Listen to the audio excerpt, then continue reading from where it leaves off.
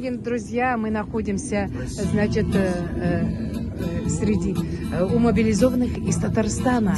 Их так много. Здесь мы на второй линии. Я вам по секрету говорю все это.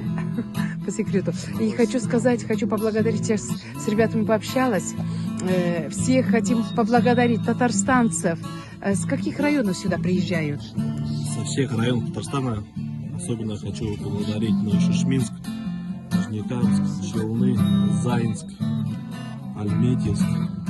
Всех не перечислить, всех не вспомнить. Ну, давайте всех вспомним.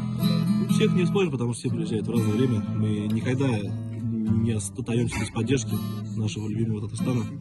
Хочу еще раз сказать огромное спасибо. И хочу еще передать привет своим родителям. По голосу они меня все узнают, лицо не могу показать, извиняюсь.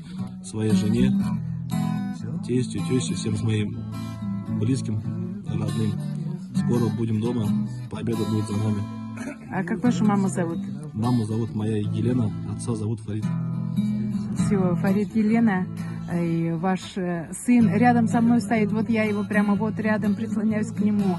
И огромный привет передай. Мы, татары Сахалина, вот приехали сюда к нашим бойцам из Татарстана.